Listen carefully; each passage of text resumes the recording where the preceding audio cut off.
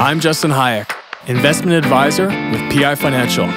Join me on a ride with today's top CEOs. Hear the stories of their greatest achievements and failures.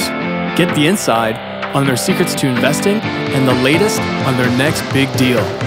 This is Car Ride Confessions of a CEO.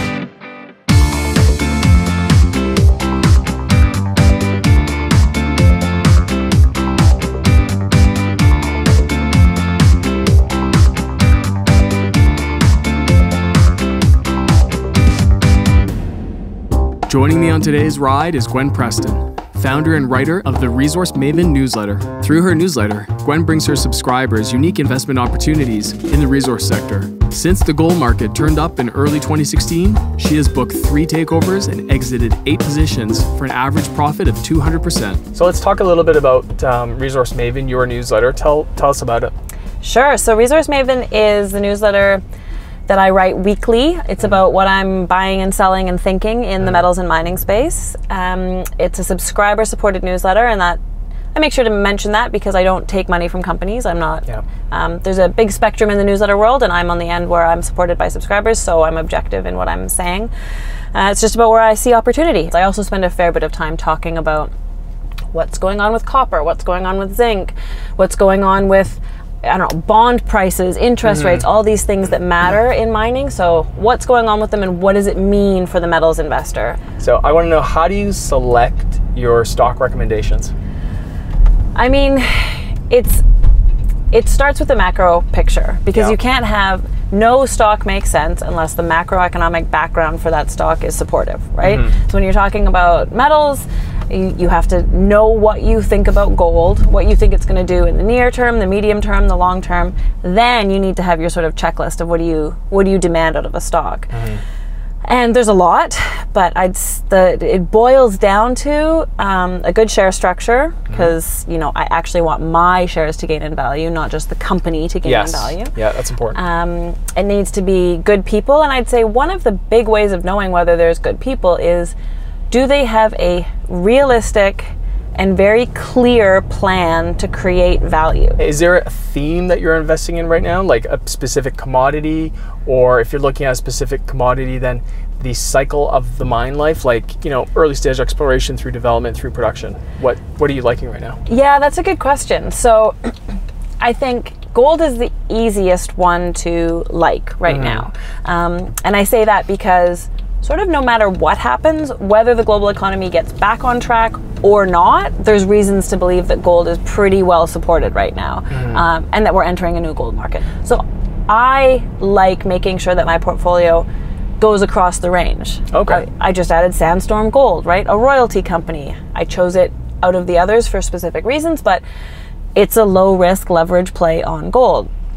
I have some new emerging producers. I have some medium scale producers.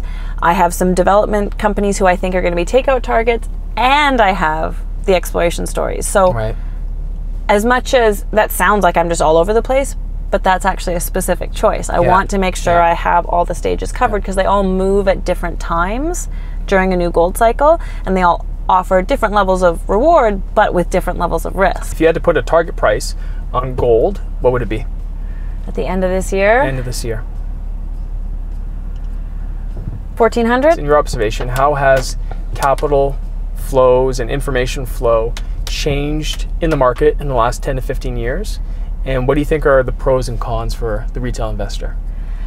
That's a super interesting question. And from where you sit, I'm sure you have a lot of, probably a lot to say on the topic as well. I mean, 10 to 15 years ago, there was a fairly clear flow of this kind of information and money, to be honest. So the issuers, the companies, went to the brokers, the banks, when they needed, and the brokers and the banks kind of controlled the flow of information and the flow, therefore the flow of money. That's really not how the system works anymore. Of course, the buy side and sell side still is there, but they're much less important because they no longer control the flow of information. It's just a much more diverse, busy market now, and so that means that the banks and the brokerages are no longer sort of the linchpin of it. So it's a little more of a level playing field. Is that how you see it, or? It's a bit more of a level playing field. It requires more of the companies. I think the companies have to be a lot more aware of that this is a diverse field now, so you got to play a lot of different positions instead of just focusing on one or two players. So what is the role of a newsletter writer, and how do they fit into this new ecosystem, call it? Yeah, for sure. So the role of a newsletter writer is to disseminate information, for sure, to a dedicated audience who has chosen to receive information from that source, because retail investors don't have time to spend all day doing research. So that's what I do, and that's what I'm sharing. Within the ecosystem, newsletter writers are, I'd say, more important than they used to be, in that retail investors are now more self-directed and looking for guidance, and so they're going out there and they're choosing to hear from whichever of us they choose to hear from. So companies are really interested in reaching out to me and to those who run my kind of business to make sure that we know their story, so that if we like it, then we can share it with that audience, because they like to be connected to those shareholders, those potential shareholders. Who were some of your mentors when you first got into the industry? That's a cool question. And I think I was thinking about this the other day. There isn't one or two people who stand out. Instead, there's a big pool of people. One of the best things about this industry is how many really intelligent people there are in it. And they all have there's this huge range of expertise in our industry. Our industry requires financial analysts, and it requires, corporate development people, and it requires those who are good at communication, and it requires mining engineers and geologists, and none of them know what the other people do at all when they start. And we all have to try and learn about all the other sectors at least well enough to function. And so I think it's for me, it has been really important to sort of every time I meet someone in the sector, be like, okay, who is this person? Where's their expertise? And just try and ask a few extra questions. Try and dig into those areas where it seems like they've got something extra to share, because that's how I've really developed in the sector, I think. Okay. What do you think is more difficult?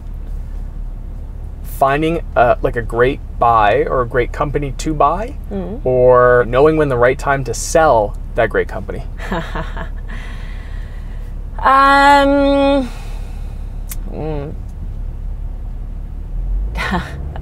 There's such different challenges. They're both super hard. I think finding the good companies depends so much on your network, but then knowing when to sell is probably harder.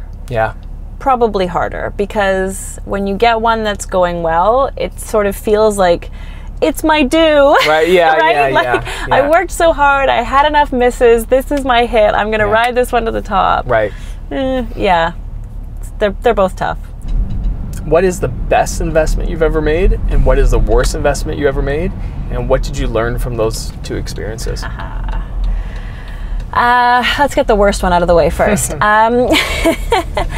That was Red Eagle so they'd built a mine in Colombia. Credit to the team, they managed to get the project through feasibility studies, and they raised money, and they built a mine in the bear market, so that in itself sort of stood out. They had a lot of great community support in a country where that can be quite difficult. This is Colombia we're talking about. But the mine at the end of the day was a failure, and the reason was that the underground mine plan didn't work for the rock type. So that's the bad one. The best one is still ongoing right now. It sort of harkens back to this question of taking money off the table, and that's Great Bear. So people may well have heard of Great Bear before. This is a company that's only been around for just over a year. Really been around for just over a year. Fantastic high-grade gold discovery in Red Lake, Ontario. That company, when I met with Chris Taylor in December of 2017, the first time I heard the story, I was like, this has everything that I like in a stock. Everything. A super tight share structure. Management was really invested, backed by really good people, incredibly competent technical team. So it really had everything that I needed in a stock. What did I learn from it? That I should have put more money in? Yeah, sure. Isn't that how we always feel about the good ones? You did kind of touch on this, and I think I know what your answer is going to be.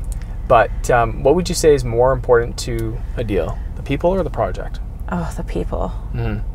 Because the people can find whatever project they need to find. Yeah. I mean, of course, bad project, you're not going to go anywhere. But good people will ditch that project and turn around and find the next one, whereas the people who don't have what it takes will drive a good opportunity into the ground. And we see that all the time. Great Bear, they're not the first to explore that project. And I don't know the details of who was there before them, but it wasn't Chris Taylor and Bob Singh, and they didn't figure out the geology and become one of the most exciting high-grade gold discoveries in Red Lake, right? So, yeah, it's absolutely the people. Gwen, I really enjoyed the conversation. Appreciate it very much. Look forward to seeing what else you have to talk about in your newsletter. Thank you so much for having me. It was fun.